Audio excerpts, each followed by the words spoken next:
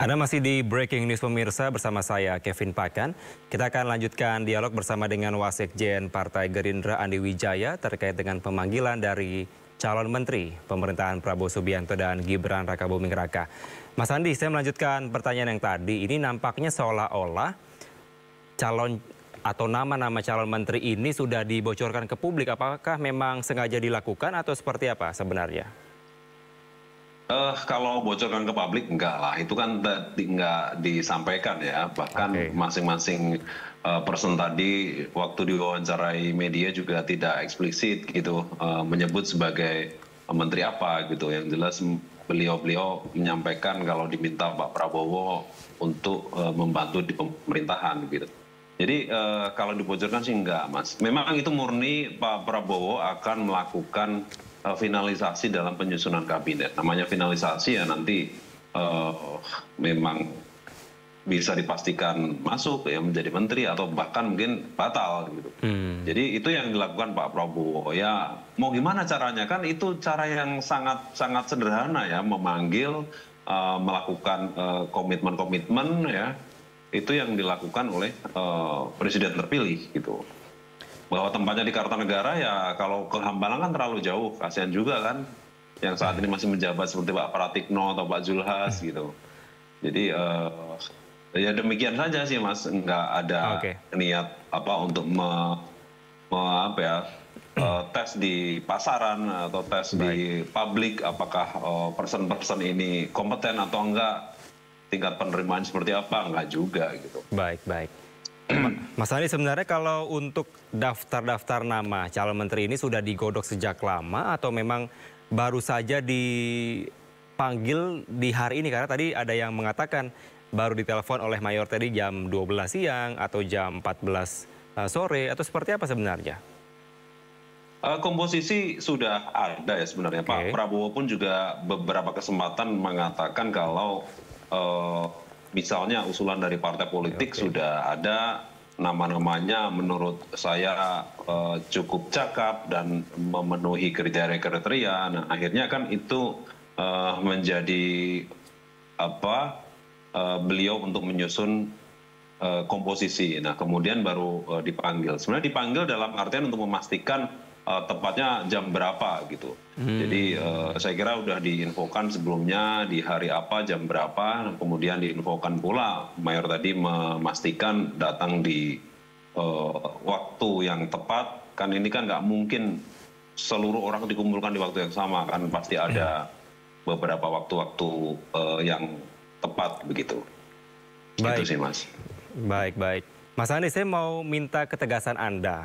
Apakah memang betul bahwa malam hari ini tidak ada calon menteri yang dipanggil dari PDIP?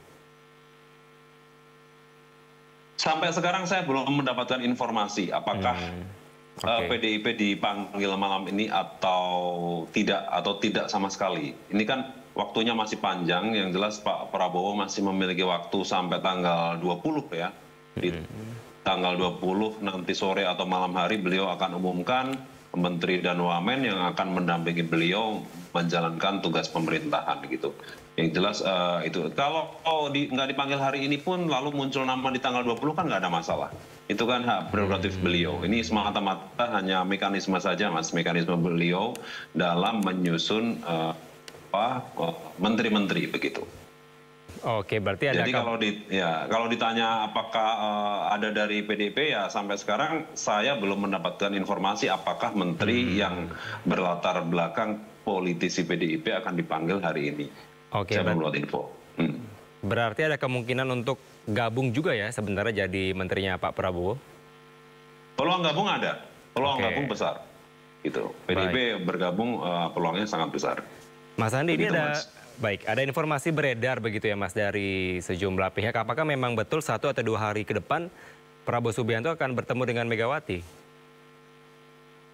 Itu kan sudah direncanakan ya Mas. Beberapa bulan yang lalu, bahkan sekarang semakin mendekat waktunya. Kalau pertemuan dengan Ibu Mega belum ada perubahan, beliau berdua masih merencanakan untuk melakukan pertemuan. Ya karena agendanya kemarin kan tadinya di tanggal-tanggal awal ya, belasan, tanggal 11, 12, tapi karena ada agenda, ada rencana Pak Prabowo ke IKN, kemudian di weekend kemarin, kemudian lanjut hari ini, dan hari ini sudah teragendakan. Tadi pagi juga ada agenda di Brimob, jadi mungkin menyesuaikan waktu yang tepat untuk pertemuan tersebut, begitu.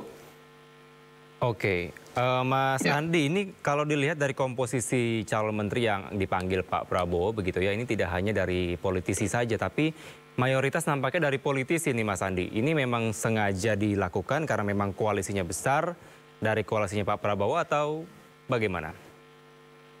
Sebenarnya banyak juga dari non-partai ya, Mas. Tadi ada Pak Ahmad Pambudi, ada bahkan nama-nama saya yang, dan Mas Kevin juga nggak familiar juga tadi. Ada Natalius Pigai, ada banyak ya. Gus Ipul ini kan juga non-partai gitu. Jadi saya kira kenapa nama-nama dari partai politik itu dianggap mayoritas, karena memang itu familiar, ya dianggap mendominasi gitu. Padahal ya enggak juga gitu. Jadi kalau tadi dikatakan mendominasi ya mayoritas ya enggak juga gitu. Oh, iya. Karena memang itu yang familiar ya di mata kita itu. Dan Pak Prabowo selalu menekankan tidak mendikotomikan antara kader partai atau non partai. Jelas beliau-beliau semua yang dipanggil ini memiliki kompetensi dan kapasitas yang diyakini Pak Prabowo bisa ditempatkan di pos kementerian yang sesuai dengan tugas-tugasnya gitu, yang sesuai dengan kompetensinya, baik itu latar belakangnya partai politik atau non partai politik, seperti itu Mas. Yang jelas beliau-beliau ini, orang-orang ini yang dipanggil ini adalah orang-orang terbaik yang Pak Prabowo sudah kenal, yang Pak Prabowo diyakini bisa menjaga soliditas di pemerintahan dan bisa membawa atmosfer positif bagi pemerintahan Pak Prabowo ke depan, gitu Mas. Oke, tapi memang berkompeten ya, meskipun memiliki nama yang mungkin familiar tapi tetap berkompeten dalam bidangnya ya, kira-kira seperti itu ya Mas Andi? Iya, memiliki kompetensi di bidangnya. Oke Mas Andi, ini juga banyak pertanyaan pada hari ini, kenapa begitu ya dari Wapres terpilih Gibran Rakabuming Raka tidak diundang di Kertanegara? Ada alasan tertentu atau memang sengaja tidak diundang apa gimana? Dengan Mas Gibran sebenarnya Pak Prabowo sudah lakukan komunikasi ya Mas. Beberapa hari yang lalu, bahkan terakhir kemarin ketemu di Solo, ya, ngobrol dengan Pak Jokowi, sebenarnya sudah lakukan itu. Ini kan sesuatu hal yang sangat wajar. Dulu Pak SBY waktu manggil menteri-menterinya juga tidak melibatkan Wapres terpilih, Pak Jokowi pun juga demikian. Nggak ada alasan tertentu berarti ya? Komunikasi dengan Wapres terpilih, nggak ada alasan tertentu. Jadi bukan berarti komunikasi dengan Wapres terpilih nggak ada. Obrolan tentang menteri pasti ada.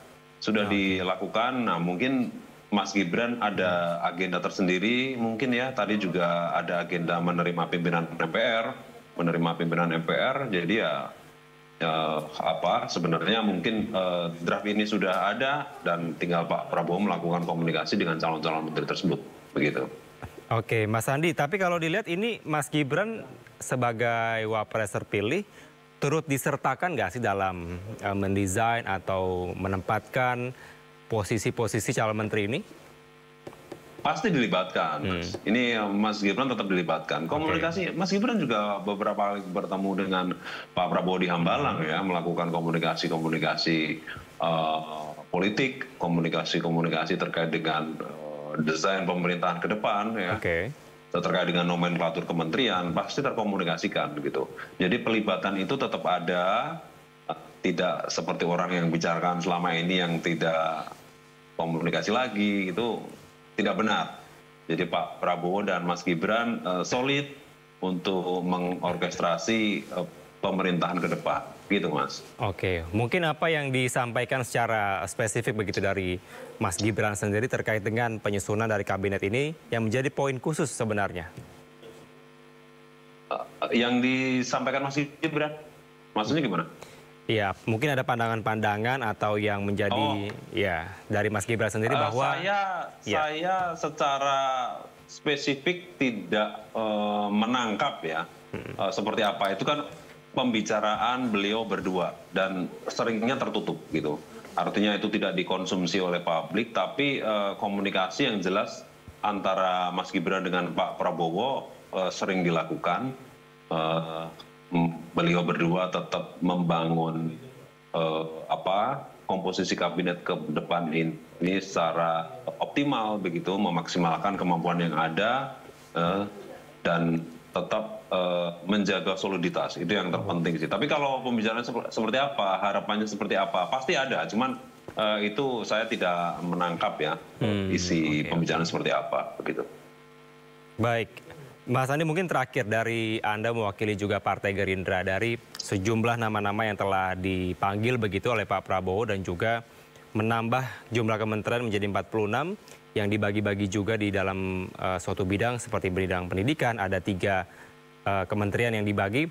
Apa pesan yang ingin disampaikan kepada publik bahwa sebelum pelantikan presiden terpilih nantinya sebenarnya? Begini, Pak Prabowo ini kan pertama mengajak ke seluruh putra-putri terbaik bangsa untuk membangun Indonesia. Jadi semangatnya adalah semangat gotong royong, semangat konsolidasi nasional ya, menyudahi mungkin polarisasi yang pernah terjadi di Pilpres kemarin. Ya, partai-partai diajak bergabung, nggak usah partai, ormas pun juga diajak bergabung, ormas-ormas besar diajak bergabung dalam rangka membangun Indonesia ke depan. Nah, karena itulah seleksi dilakukan, komunikasi dilakukan, termasuk pada hari ini dan besok Pak Prabowo ini dalam rangka seleksi, dalam rangka memastikan, dalam rangka mengonfirmasi gitu, pos-pos kementerian yang akan diduduki orang terpilih yang hari ini dipanggil ke Kertanegara. Gitu. Yang kedua, juga memastikan tentang komitmen integritas ke depan.